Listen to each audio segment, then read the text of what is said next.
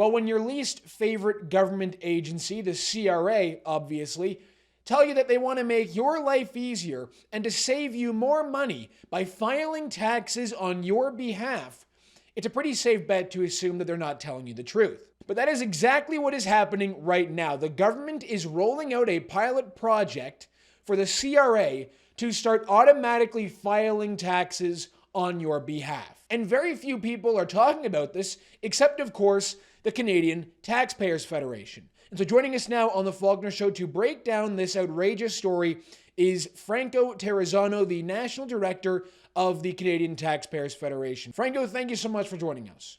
Hey, Harrison. Great to be here with you today. So take us through this CRA power grab, this attempt by the CRA to file taxes on behalf of Canadians. Why do they want to do that? Well, look, it's all about a power grab. It's all about a tax grab from Canadians. And so here's what's going on, folks. The government has been quietly expanding the CRA's power to calculate and file your taxes automatically. Okay, so at the end of the day, they want the CRA expanding the CRA's ability to offer and expand automatic tax filing.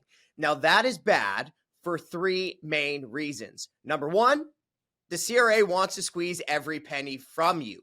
Okay. Number two, the CRA is already bad at its current job. And number three, the CRA is already bloated. And you can bet that if the government expands the CRA's power, well, then they're also expanding the bureaucracy and costs of the CRA.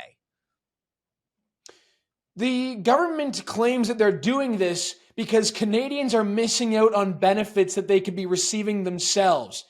Somehow, I don't believe them when they say that, Franco. Should I believe the government when they say that they want to give more money to Canadians?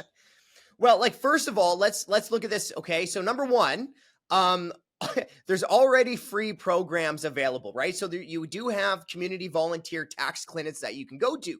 But if the government wants Canadians to be able to keep more of their own money, stop taking so much money from us in the first place.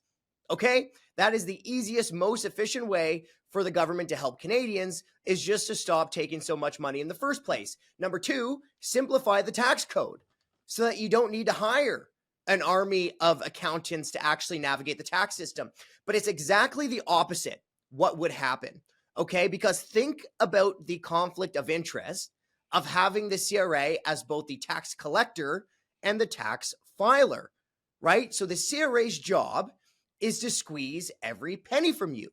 But during tax refund time, you want to keep as much of your own money as possible, right? And let's not forget that the government is broke. The federal government is more than $1 trillion in debt. So think about it this way, right? You want to keep as much of your own money. The CRA wants to take as much money from you. The government is broke. So at the end of the day, let's not forget two fundamental things. Your accountant works for you. The broke government bureaucrats at the CRA won't. So if the government goes through fully with automatic tax filing, you can expect that the amount of taxes that you pay will go up. So take us through how this works. Is this going to be a pilot project? And if it is, what does the timeline look like before the CRA starts filing your taxes and you aren't even aware that they're doing it? Well, let me go back to my initial comments, right? The fact that the government is quietly expanding the power of the CRA to move towards automatic tax filing. So the timeline, back in 2020, the government announced that it would introduce free automatic tax filing for simple files. In 2023, budget 2023, the government launched a pilot project, and the government is continuing to expand this. So do we know exactly when this is going to happen fully for all Canadians? No, we don't. And that's why the Canadian Taxpayers Federation is blowing the whistle on this, so we can get ahead of it and so that average Canadians can push back against the CRA's tax and power grab. What is the political response to this? Are politicians as joining your fight and speaking out against this? Because just other than a few news articles and the content that you and your team are creating, I haven't seen much about this at all. Yeah, it's really unfortunate that we haven't heard much from actual elected officials, because at the end of the day, like, this is going to mean Canadians paying higher taxes. And let me give you a concrete example, right? Let's take it away from the chalkboard and the theory, and let's go to a concrete example. Let's look at the British experience with this. So in 2010, there were 6 million incorrect returns from the British tax agency. 6 million. And to a surprise of nobody, 75% of those incorrect returns were overbilling taxpayers, right? So you might think that this would save you the headache. It won't save you the headache. It'll just delay it.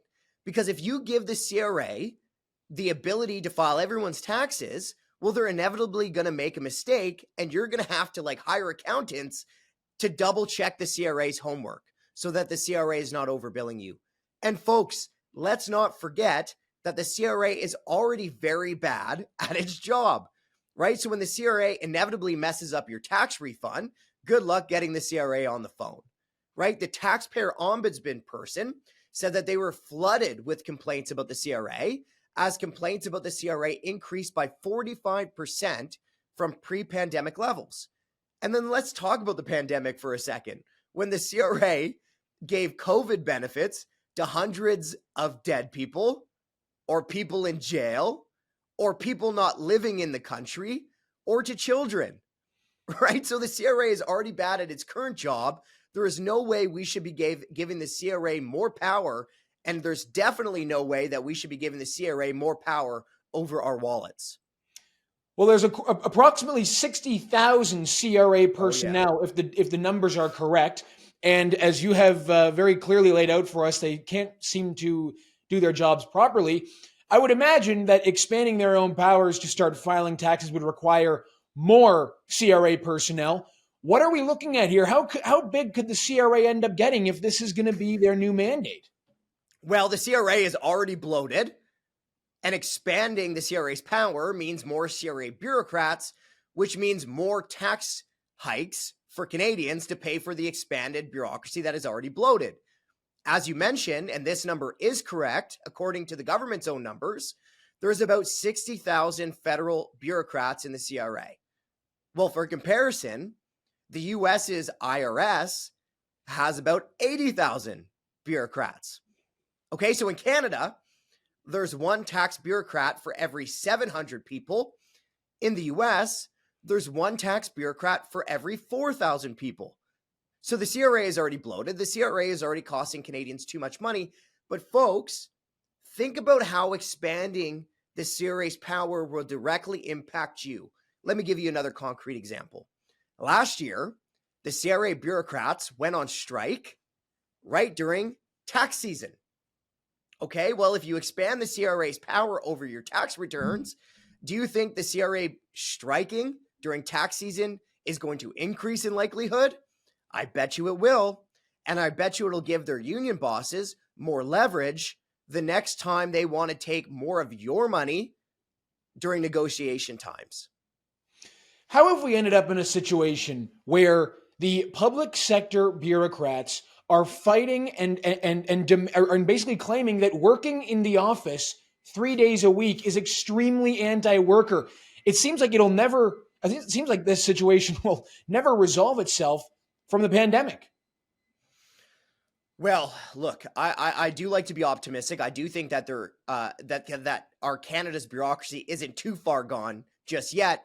But let's not kid ourselves. There is a lot of work to be done for this government or a future government if they really care about reining in the massive size and cost of government, right? Because since Trudeau became prime minister, he has added 108,000 federal bureaucrats.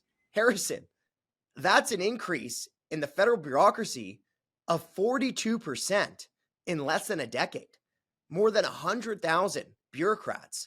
So look, we've heard Mr. Poilievre, who all the polls show that he is poised to form the next government. He has said that he wants to fix the budget and cut taxes. Those are great policy promises. But for Poilievre to be able to deliver and fix the budget and cut taxes, his ability to deliver on that promise will be directly tied to his ability to shrink the bureaucracy in Ottawa.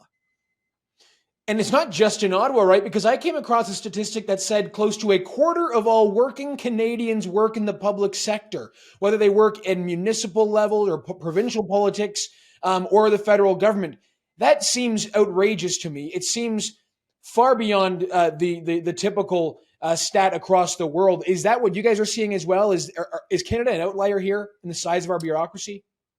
You know, I just don't have the data for the rest of the world, but what I do know is that we are living through a tale of two Canadas, where workers in the private sector take it on the chin with higher taxes, government regulations. We had how many years of on again, off again revolving lockdowns, massive inflation, largely caused by government tax hikes and money printing. And then the other side of the equation is you have government bureaucrats financially shielded from the pain that people are suffering in the private sector, right? We mentioned the 100,000 additional bureaucrats that Trudeau has hired in less than a decade.